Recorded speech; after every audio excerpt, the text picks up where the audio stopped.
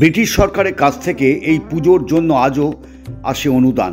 570 বছরে পা দিল কোন্নগরের ঘোষালবাড়ির ঐতিহ্যবাহী দুর্গাপুজো। জেলার অন্যতম প্রাচীন পুজোগুলোর মধ্যে একটি হলো হুগলির কোন্নগরের ঘোষালবাড়ির দুর্গাপুজো। বনেদি আনার সঙ্গে আধুনিকতার ছোঁয়ায় 570 বছরে পদার্পণ করেছে এই পুজো। ইংরেজ আমলে ব্রিটিশ সরকার দ্বারা স্বীকৃতি পেয়েছিল ঘোষালবাড়ির দুর্গোৎসব। তৎকালীন সময় ব্রিটিশ সরকারের থেকে বিশেষ অনুদানও আসত এই পুজো করার জন্য। বনেদি বাড়ির পুজো হলেও বর্তমান পরিস্থিতিতে আরজি করের ঘটনার প্রভাব পড়েছে তাদের পুজোয়। তবে পুজো বন্ধ নয়, বরং বাড়ির মহিলা পুরুষরা মিলে একটি নাটক মঞ্চস্থ করেছেন আরজি কর ঘটনার প্রতিবাদ স্বরূপ, যার নাম দিয়েছেন অপরাজিতা। হুগলির কোন্নগরের জমিদার হিসাবে সূচনা হয় ঘোষাল পরিবারের। 1454 খ্রিস্টাব্দে শুরু হয় তাদের জমিদারি। সেই থেকেই বাড়ির ঠাকুর দালানে আদ্যাশক্তি দেবী দুর্গার আরাধনার সূত্রপাত। এখন এই পুজোয় আসে ইংরেজদের থেকে অনুদান। ঘোষাল বাড়ির 570 বছরের দুর্গাপুজো বরাবরই শিল্পের পৃষ্ঠপোষক। পুজোর দিনে ঠাকুর দালানে বসে নাটক, যাত্রাপালার আসর। আগে একটা সময় দুর্গাপুজোয় এখানে এসে গান গেয়েছিলেন ওস্তাদ বুলবুল খান, হেমন্ত মুখোপাধ্যায়, এর মতো দিকপাল সঙ্গীত শিল্পীরা। এবছর আরজি কর ঘটনার প্রতিবাদে বাড়ির মহিলা পুরুষরা মিলে নাটমন্দিরে মঞ্চস্থ করবেন একটি বিশেষ নাটক অপরাজিতা, যার প্রস্তুতিও চলছে একেবারে জোর কদমে। পরিবারের বর্তমান বংশধর প্রবীর ঘোষাল তিনি জানান, তাদের বাড়ির দুর্গাপুজোকে ঘিরে উৎসবে মেতে ওঠেন পরিবারের 8 থেকে 80 সকলে। ইংরেজদের শাসনকালে তাদের পুজোর জন্য বিলেত থেকে অনুদান আসত তৎকালীন সময় 750 টাকা। আর সেই সময় এই টাকা অঙ্ক এতটাই বিপুল ছিল যে পুরো পুজো হয়ে যাওয়ার পরও টাকা শেষ করা যেত না। তাই ঘোড়ার গাড়ি চেপে শ্রীরামপুরের খাজাঞ্চিখানায় আবারও টাকা ফেরত পাঠাতেন বাড়ির লোকজন। সেই প্রথা এখনও চলে আসছে।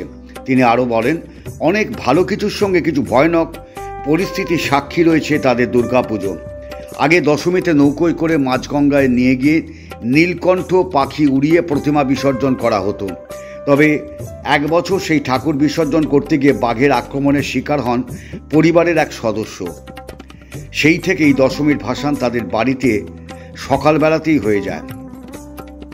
পুজোর বিশেষত্বগুলোর মধ্যে অন্যতম একটি হলো এই পুজোর বাইরে দোকানের কোনো মিষ্টি ব্যবহার করা হয় না। বাড়ির মহিলারাই নিজেরাই নাড়ু তৈরি করেন, আর সেই নাড়ু দিয়েই হয় ঠাকুর প্রসাদ। অষ্টমীর দিন সন্ধে প্রদীপ জ্বালান বাড়ির পুরুষ মানুষেরা। দশমীর দিন বাড়ির এউস্তিরা ঠাকুরকে ইলিশ মাছ দিয়ে ভোগ দেন।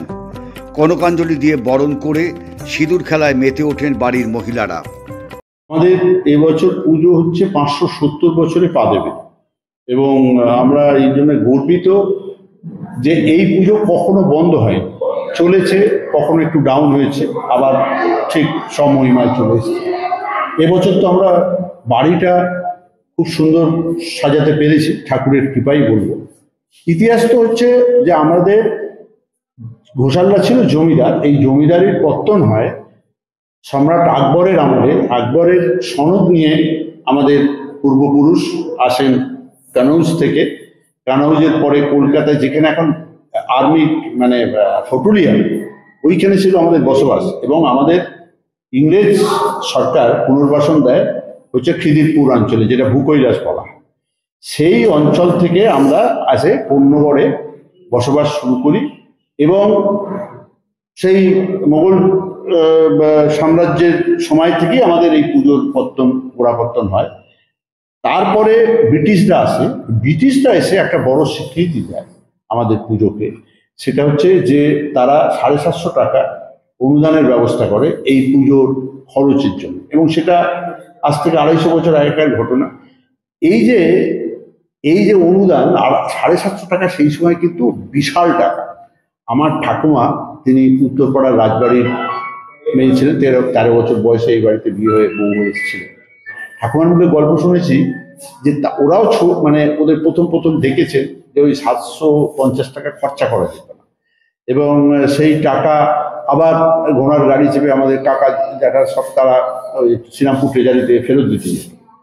এইভাবেই পুজো চলে আসছে। এবং আমাদের স্বপ্নাদেশ ঘোষালকর্তা যে স্বপ্ন পেয়েছিলেন, সেটা হচ্ছে আমাদের এখানে প্রতিষ্ঠিত নারায়ণ আছে। এখন এই ঘর এবছর সারানো হয়েছে বলে অন্য জায়গায় রয়েছে, সারা বছর তিনি পূজিত হন।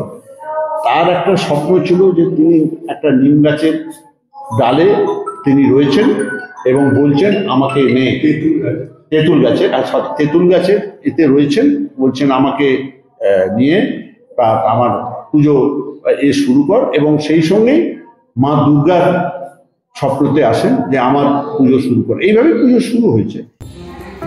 Pranab Bandyopadhyay report, Hooghly Times.